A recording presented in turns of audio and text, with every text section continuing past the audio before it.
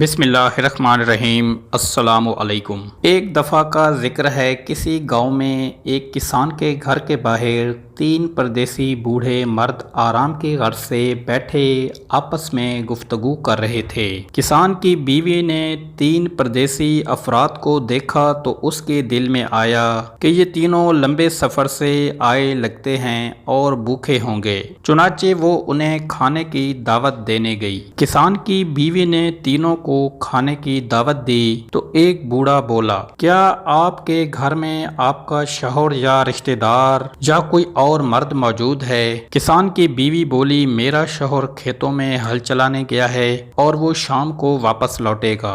बूढ़े ने औरत की बात सुनकर जवाब दिया, फिर हम आपके घर खाना खाने नहीं आ सकते, क्योंकि हम सिर्फ उसी घर में खाना खाने जाते हैं जहां कोई मर्द मौजूद हो। बूढ़े के जवाब पर किसान की बीवी वापस लौटकर घर आ गई और अपने रोजमर्रा के कामों में मशगूल हो गई। शाम को किसान खेतों से वापस लौटा तो उसने तीन बूढ़ों को घर के करीब बैठा पाया तो अपनी बीवी से पूछा, ये तीनों परदेसी मेहमान लगते हैं, क्या तुमने इनसे खाने का पूछा?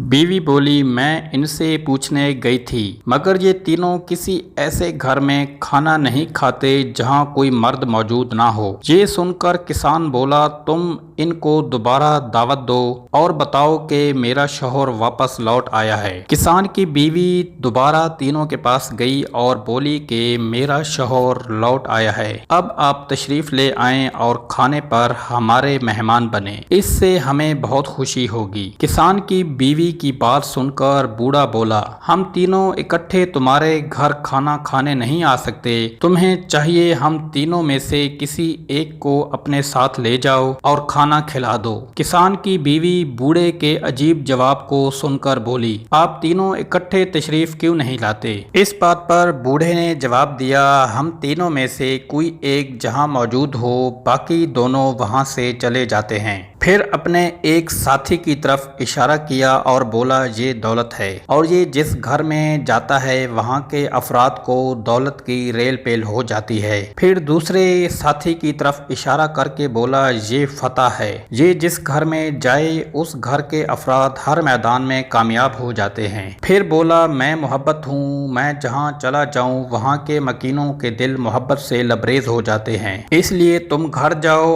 और मशवरा करो कि तुम्हें हम में से किसकी जरूरत है। किसान की बीवी घर लौटी और किसान को बूढ़ों के जवाब से आगाह किया और बोली, हमें चाहिए कि हम दौलत को अपने घर खाने पर मदऊ करें ताकि हमारी पैसे की मुश्किलात हल हो जाएं। ये सुनकर किसान बोला, हमें पैसे से ज्यादा कामयाबी की जरूरत है, इसीलिए हमें फतह को अपने घर बुलाना चाहिए। किसान की बेटी जो करीब ही बैठी थी दोनों की गुफ्तगू सुन रही थी, वो बोली, अगर हम मोहब्बत को अपने घर बुलाएं तो वो हमारे दिलों में इतना इत्मीनान भर देगा कि हमें दौलत और कामयाबी की परवाह ही नहीं रहेगी। चुनाचे दोनों मियाँ बीवी बेटी की बात से मुत्तफिक हो गए और किसान की बीवी को भेजा कि मोहब्बत को बुला लाओ। बीवी गई और बूढ़ों से कहा, आप में से मोहब्बत मेरे साथ तशरीफ ले आए ताकि हम उसकी मेहमान नवाजी कर सकें। ये सुनकर खिताब करने वाला बूढ़ा उठा और किसान की बीवी के साथ चल पड़ा। जब वो किसान के घर के दरवाजे पर पहुंचा तो किसान की बीवी ने देखा